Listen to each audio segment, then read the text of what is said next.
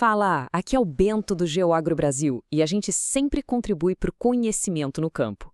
Bom, na nossa explicação de hoje, vamos destilar aquele material riquíssimo sobre as boas práticas ambientais na cafeicultura. Sabe aquela ideia de que preservar o ecossistema é cuidar do bolso?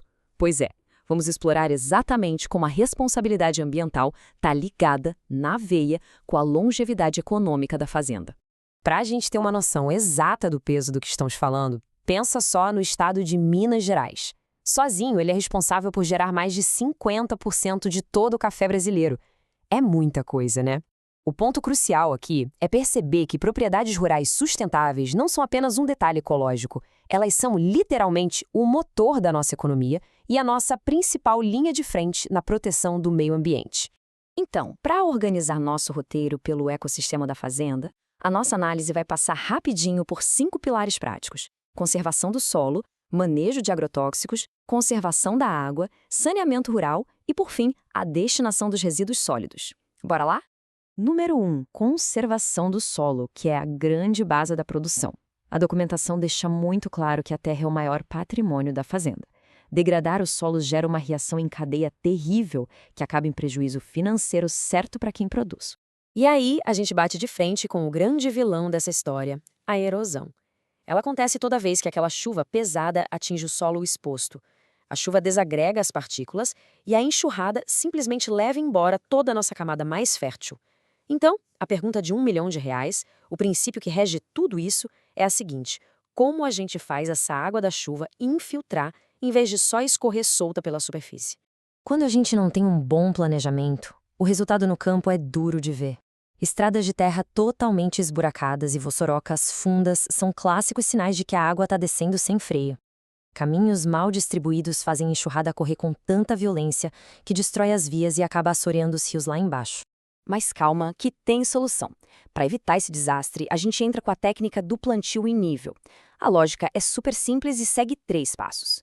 Primeiro, marcar as linhas no sentido contrário ao da enxurrada. Segundo, manter as plantas adjacentes sempre no mesmo nível topográfico. Fazendo isso, a gente bloqueia e quebra o fluxo da água. As próprias fileiras de café viram uma barreira física que freia a velocidade da chuva, forçando a água a entrar na terra. E as técnicas não param por aí, não. Fazer uma roçada alternada, por exemplo, é sensacional porque deixa aquela cobertura morta protegendo a terra do impacto das gotas. Tem também as faixas de retenção vegetativa. Plantar ali umas fileiras de bananeira, por exemplo, ajuda muito a segurar o solo. Ah, e claro, as famosas caixas secas ou bacias de captação. Elas são um sucesso absoluto para segurar a enxurrada e já recarregar o nosso lençol freático. Até a forma como se circula pela fazenda entra na conta da conservação. Os carreadores internos precisam ser construídos de propósito com uma inclinaçãozinha bem controlada, ali entre 3% e 5%, sempre contrária à descida do terreno. Assim, a própria estrada funciona ativamente como um terraço de infiltração. Genial, né? Indo para o nosso pilar número 2, manejo de agrotóxicos. Como garantir a proteção da lavoura sem causar contaminação? Pela definição do Ministério da Agricultura, agrotóxicos são agentes físicos, químicos ou biológicos usados para controlar pragas, doenças e plantas invasoras. Mas olha, a regra aqui é básica e inegociável. Eles só devem entrar em cena quando for estritamente necessário. E essa decisão técnica tem que vir baseada no nível de dano econômico real, nunca por puro costume. E se for para usar, a segurança vira a lei número 1. Todo produto exige um receituário agronômico obrigatório. E na hora de aplicar, zero margem para erro. O uso de todo o equipamento de proteção individual, luvas, máscara, bota, roupa impermeável, é obrigatório. Terminou o serviço, é essencial fazer a tríplice lavagem nas embalagens vazias e depois guardar tudo num local que seja totalmente isolado, trancado e muito bem ventilado. Chegando no nosso terceiro ponto, conservação e tratamento da água, o verdadeiro coração da propriedade. A prioridade máxima levantada nos materiais é o isolamento total das nascentes. Tem que cercar mesmo para manter animais, defensivos e qualquer tipo de esgoto bem longe dali. Agora, para garantir água segura para o consumo diário, o tratamento é fundamental. E o funcionamento de um filtro lento de fazenda é uma maravilha de tão engenhoso. A água vai descendo e passando por uma filtragem progressiva. Primeiro atravessa a areia lavada, depois a brita fina e, por fim, a brita grossa lá no fundo. Essa mecânica simples retém partículas, limpa a sujeira em suspensão e já tira boa parte dos micro-organismos. Logo depois de passar pelo filtro, entra a etapa de cloração, que é para matar as bactérias de vez e deixar a água totalmente segura. É super importante seguir à risca a proporção exata de diluição de hipoclorito de sódio para o volume de água que você tem. Entender essas medidas tira aquela complicação matemática das costas e garante que o processo funcione perfeitamente. E a gente não pode falar de água sem falar de economia inteligente. O aproveitamento da água da chuva é uma prática de alta sustentabilidade na fazenda. O sistema é limpo e tem um custo bem baixo. A água cai no telhado, flui para uma calha que tem que ter uma tela de proteção, passa por um filtro rápido e termina num reservatório totalmente fechado. É água excelente para limpar as instalações e para usar na irrigação. Ponto 4 da nossa análise: saneamento rural, porque a gestão do que a gente descarta também precisa ser limpa. Se for deixado a céu aberto, o esgoto vira um dos maiores causadores de doenças e polui direto os lençóis freáticos. O jeito mais tradicional de resolver isso é usando a fossa séptica, que depende do trabalho lento das bactérias lá no fundo do tanque para reduzir a poluição. Mas hoje em dia a gente já conta com alternativas fantásticas como o TEVAP, o tanque de evapotranspiração. É um sistema super sustentável onde a gente usa o próprio crescimento das plantas cultivadas em cima do tanque para absorver os nutrientes enquanto a água evapora purificada através das folhas.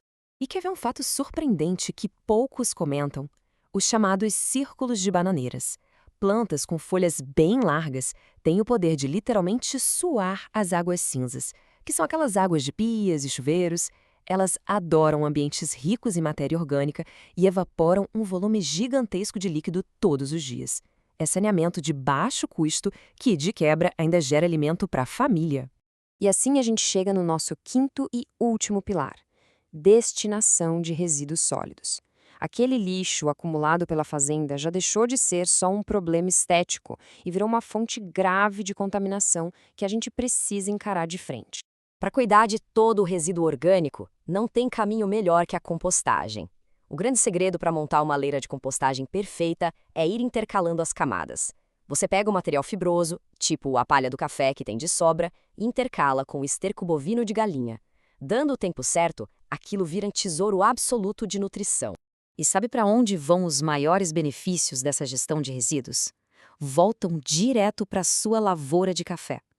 A compostagem melhora de forma dramática a estrutura física da terra, atua como um fertilizante natural incrível e ainda faz o solo segurar muito mais água. Ou seja, a gente fecha o ciclo conectando o lixo com aquele nosso primeiro tópico lá do início, a saúde e a conservação do nosso solo.